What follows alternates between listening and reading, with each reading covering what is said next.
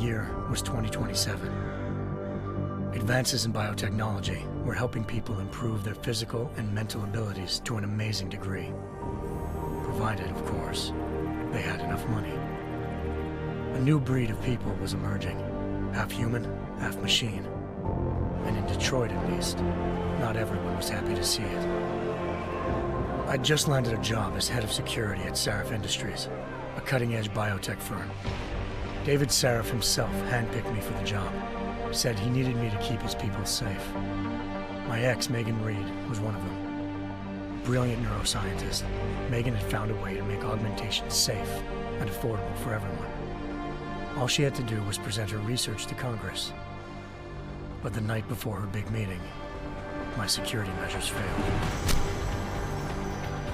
A team of Black Op mercenaries stormed into Sarif headquarters, massacring everyone in sight. 3 of the mercs were heavily augmented walking tanks. Their mission? Take out Megan and her team. I tried to stop them, but their leader tossed me through a plate glass wall. Last thing I heard as his bullets slammed into my brain was Megan's dying scream. I should have died with her. Only I didn't. High-end military-grade enhancements saved my life. The best augmentation Sarif's money could buy. It took me half a year to get a feel for them. Should have taken longer. But 6 months into my recovery, Sarif Industries was attacked again. This time, by a radical group of pro-human purists.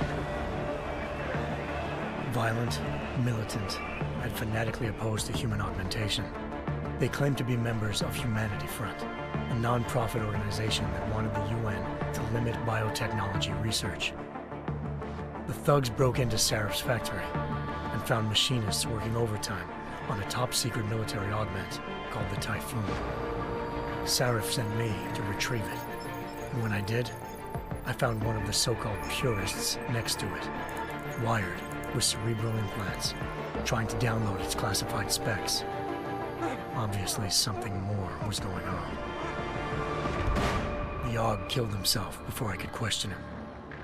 Sarif ordered me to dig deeper, so with the help of Frank Pritchard, Sarif's head of cybersecurity, I did. Turns out a second hacker had been controlling the AUG's actions from somewhere off-site. Pritchard and I tracked his signal to a secret FEMA internment camp in Detroit. The Black Op mercenaries were there. The same mercs who'd left me for dead 6 months before. Figured they'd try again when they saw me. It wasn't so easy for them this time. I took out the tank named Barrett, even got him to give me a new lead. A penthouse apartment in China. Of course, we both knew it would be a trap in the end.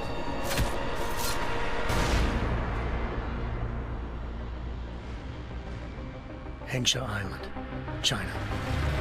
Home to a city so crowded, they had to build a second city on top of it. Trying to find clues in Hengsha wouldn't be easy. Lucky for me, I wasn't alone. Farida Malik, Sarif Industries' ace pilot, had lived in Hengsha before. A good person to have on your side. She knew enough about the place to get me around. Malik dropped me in the lower city, close to the penthouse Barrett had told me about. Bell Tower Associates, a private security firm under contract to the Chinese government, had agents tossing the suite when I arrived. Just not for the reason I'd been expecting. Turns out the man who lived there was a criminal hacker named Van Bruggen. The same hacker who'd been remotely controlling the AUG in Sarif's factory. Van Bruggen's panicked decision to force the man to commit suicide had been a mistake. Now his mercenary partners were gunning for him, and I needed to find him before they did. Locating Van Bruggen meant playing nice with the Triads, Hengsha's organized crime lords. They had the hacker holed up inside a low-rent capsule hotel. By the time I found him, Van Bruggen had no qualms giving up the woman who hired him. Zhao Yunru, president of the Taiyang Medical Corporation. According to Van Bruggen, Zhao wanted to monopolize the augmentation industry and had hired Black Op mercenaries to destabilize her competition. Sarif Industries was at the top of her list. To prove this, I needed to get inside TYM and grab a surveillance hologram off a server. I suspected Van Bruggen was hiding something when he told me this, but nothing could have prepared me for what I saw. Megan wasn't dead. She and her 4 best researchers had been kidnapped, spirited away somewhere while their kidnappers made it look like they were dead. Desperate to learn more, I confronted Zhao in her penthouse. She claimed to be a pawn in a bigger plan, and hinted at a group so powerful it controlled global interests at a whim. Then she slipped into a panic room and hit the alarm, forcing me to make a very quick exit. I figured Zhao was lying, but part of her confession made sense. David Sarif had been worried about his people. So worried, he'd required all of them to have subdermal locator devices surgically implanted. The GPLs would have been broadcasting the day of the attack, but Zhao said a single call to Picus, the world's leader in global 24-hour satellite news, had turned those signals off. I needed to fly to Picus headquarters in Montreal if I wanted to learn more.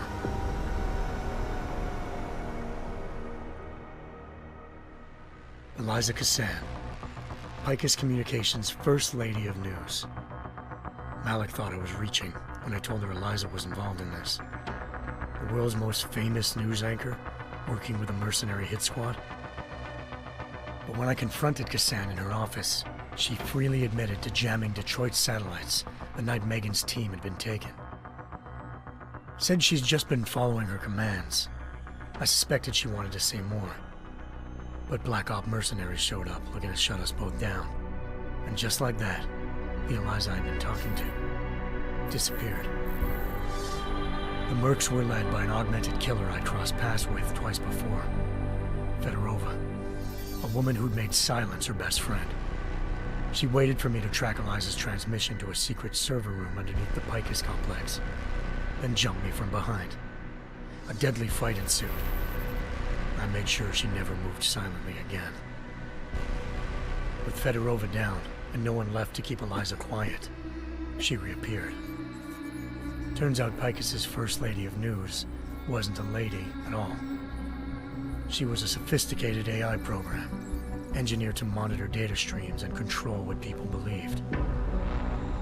Eliza told me the Mercs had brought in a Humanity Front doctor named Isaiah Sandoval to remove the scientist's implanted tracking devices while Detroit's satellites were down. She also told me to speak to David Sarif if I wanted to learn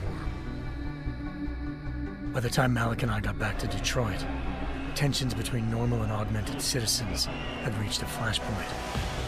Riots were breaking out in several cities, and the UN was being urged to intervene. Sarif was trying hard to convince Hugh Darrow, the inventor-turned-philanthropist who'd once been a leading proponent of enhancement technologies, to help stop a possible regulatory vote. Sarif had a lot riding on Darrow. Megan's discovery would have given millions of people the chance to evolve beyond their normal human abilities, and at the same time catapulted Sarif Industries to the top of the Fortune 500. According to Sarif, Megan's kidnappers knew this, and didn't want people evolving unless they controlled how it was done. He called his enemies Illuminati, and urged me to keep searching. Determined to do so, I tracked down Sandoval via America's most outspoken augmentation opponent, Bill Taggart, Sandoval's boss and founder of Humanity Front. Sandoval admitted to operating on Megan's team when I confronted him, but said he hadn't removed their GPLs. He'd merely switched them to a different frequency. Pritchard was able to trace one of the signals to China. Malik and I immediately took off in pursuit. Unfortunately, the Illuminati were one step ahead.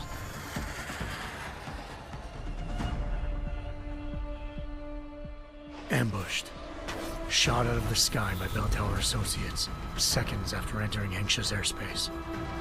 Malik's piloting skills saved me. After a tense and bitter struggle, I escaped into Lower Hengsha. The tracking signal I was following led straight to the Triads, or more specifically, to the augmented arm of Tong Si-hung, leader of a gang of augmentation harvesters. Tong said they'd taken the arm off a corpse, which Bell Tower had left at their door, meaning at least one of Sarif's scientists was dead. Maybe not the rest of them, though.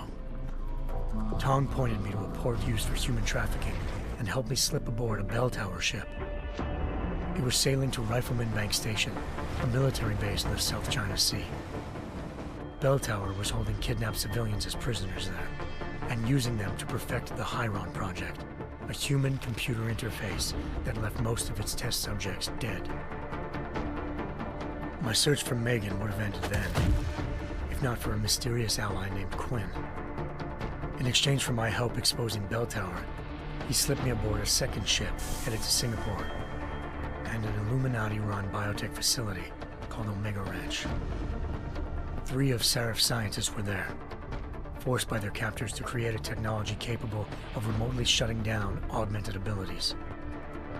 Thanks to an emergency recall notice issued by the World Health Organization, millions of people all over the world already had the biochip installed. With the help of the scientists, I tracked Megan to a private section of the ranch. There, I ran into Yaron Namir, the walking tank who'd put a bullet in my brain the first time we met. He'd teamed up with Zhao and was hoping to catch me off guard. But their little ambush didn't work. I found Megan in a suite belonging to Hugh Darrow, the billionaire philanthropist who'd Seraph had called on for help. Darrow had convinced her to go along with the biochip plan by promising to sabotage the tech. As she was explaining this, Darrow appeared in a global broadcast, telling the world that augmentations would be the death of mankind. Then he activated the biochips to prove his point. All over the world, augmented people flew into a killing frenzy. Darrow had betrayed everyone, and it was up to me to set things right. To do it, I had to reach Panchaea, a massive installation in the Arctic Ocean. As I raced through corridors built by an all-augmented workforce, I saw death and destruction firsthand. By the time I shut down Darrow's broadcast, I knew the damage he'd done. Still, humanity's future remained unclear. How would the world react to this sabotage? Would people ever regain their faith in augmentations again? What would be the Illuminati's next move? Only time could give us the answers.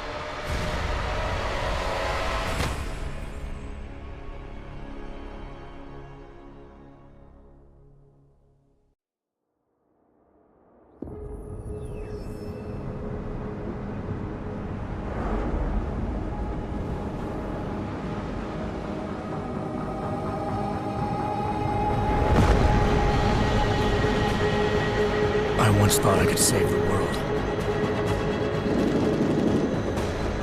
Now look at it.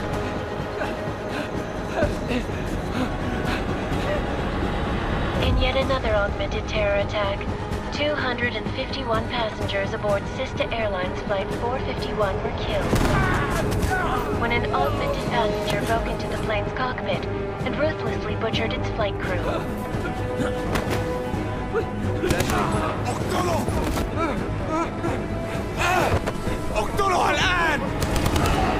Details recovered from the black box recorder suggest that the man may have been suffering flashbacks to the AUG incident. That horrible day 2 years ago when augmented people all over the world flew into a psychotic killing spree, causing the greatest loss of life in recent history. Sometimes, you just have to let go and embrace what you've become. Not gonna go all wonky on us now, Hansa, are you? Well, if I do, MacReady, I guarantee you'll never see it coming. Agent Jensen, am I gonna have a problem with you? No, sir. No reason to assume you would. Good, because you are the only augmented operative on this team, and I intend to make good use of you. Listen up, all of you. We've got a sandstorm barreling down our arse and we can't afford to make mistakes.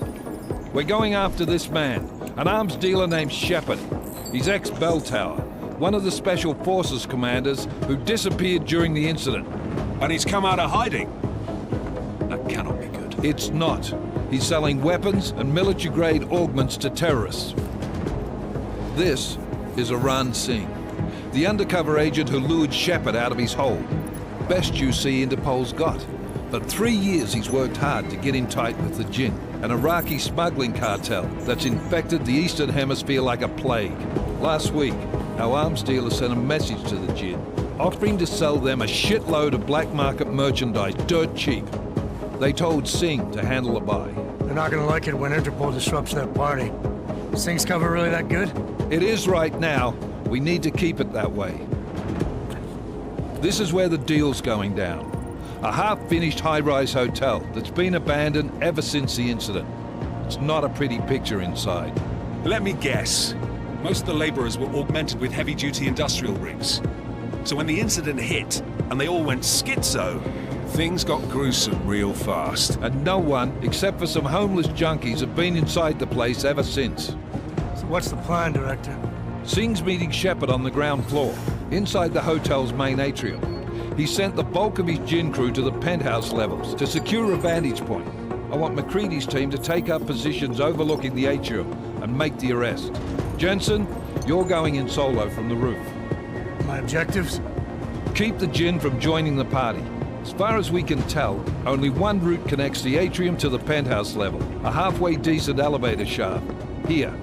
I want you to block access to it. Fine. Just cut me loose. Do you plan on relying solely on your augments for this one?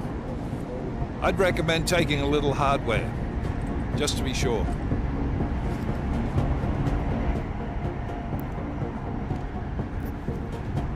I'm not leaving my 6 exposed. Give me something lethal.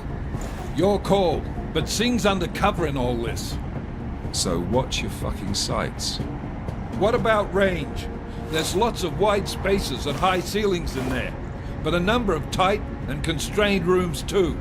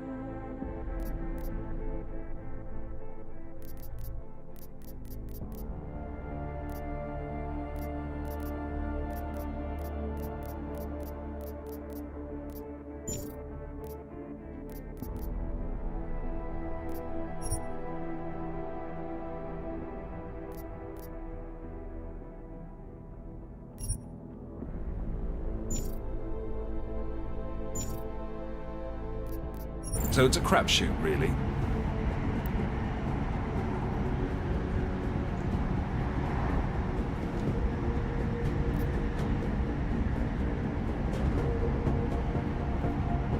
Well, I'm not looking to play dice with anyone in there. Give me something with distance. Your call. Less chance of being seen and compromising Singh that way. One last thing, Jensen. Singh said the Jinn are using some sort of portable Wi-Fi device to boost communications. He's got a better chance of maintaining cover if you disable it. I'll keep an eye out for it. But aren't we on the clock here? You said there's a sandstorm moving in. There is, and we got the intel on this mission at the very last minute. So we're scrambling a little. If it comes to it, your #1 priority is keeping the Jinn out of that atrium. Copy that. Time to put away your heavy thoughts, gentlemen. We're approaching the target building. You're up first, Jensen. Let's do this. Task Force Action. This is Knife Leader. Engage Hush drives and descend to Angels 1-5.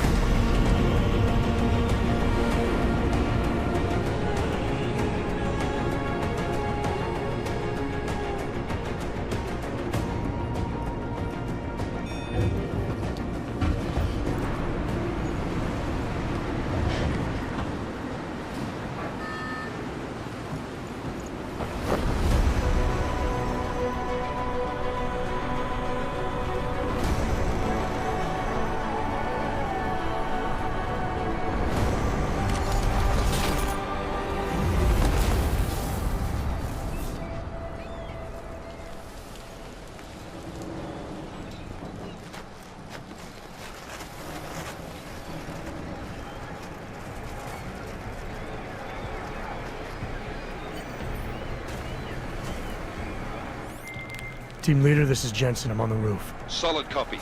Move into the building. The access route you need to block is at the far end of the penthouses. And keep in mind, the direct route might not be the easiest one. Roger that. McCready will advise once his team is on the ground. Miller out.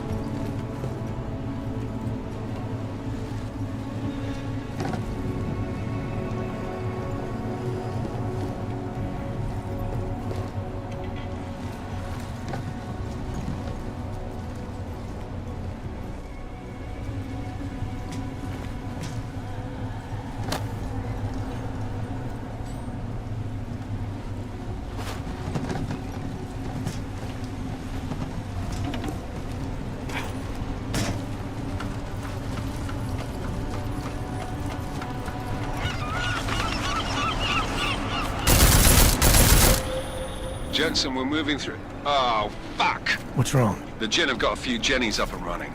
We're gonna have to hack keypads. Should enjoy it, McCready. They have colors and shapes. Just remember, red means bad. Fuck you.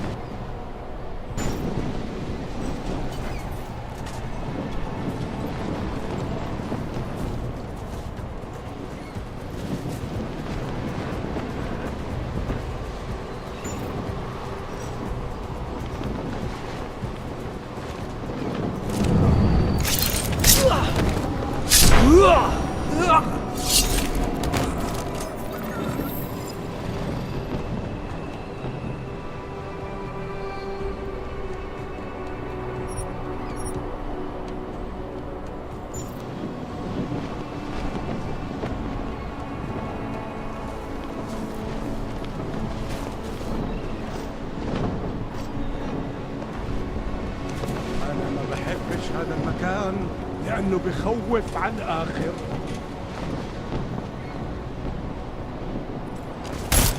في واحد. Damn squatters. I think that was the last one. إحنا ما بدنا أحد تاني يحط هذه العملية في خطر قبل ما يصل تاجر الأسلحة. I'll do another sweep in the area, just to make sure.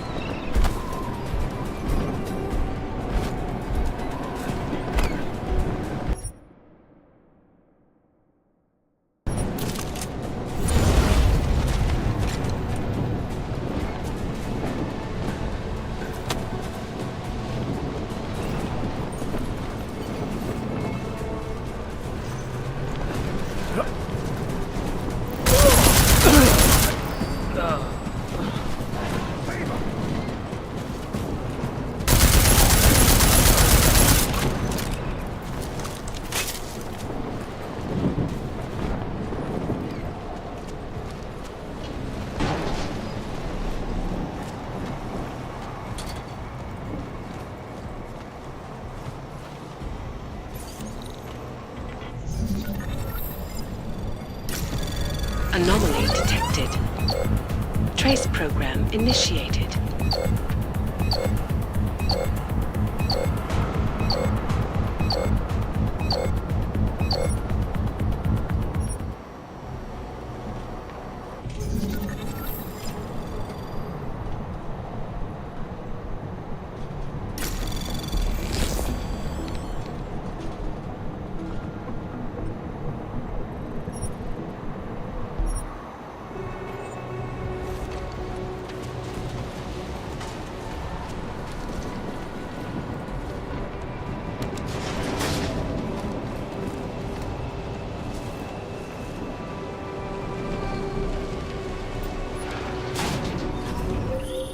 Jensen, Mac, listen up.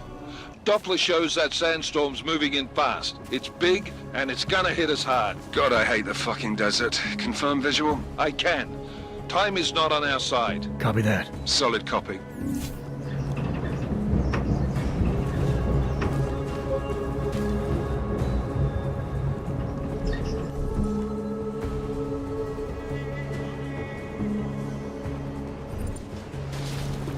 سمعت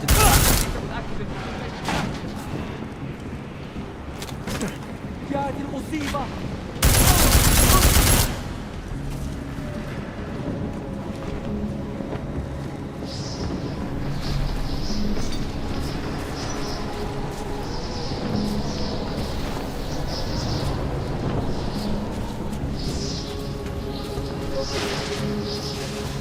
That was fast. I installed the single whistle.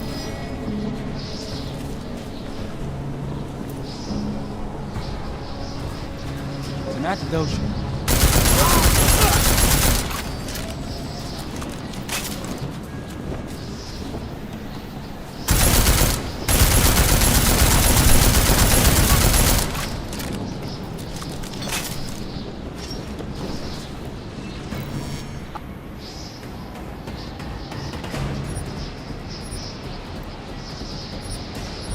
I told him to watch the back.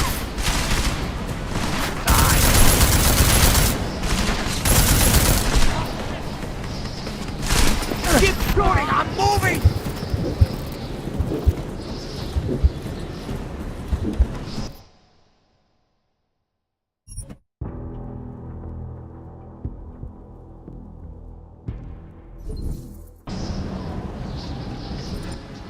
installed the signal booster already? اه عشان الماب. سمعت دوشة. This way.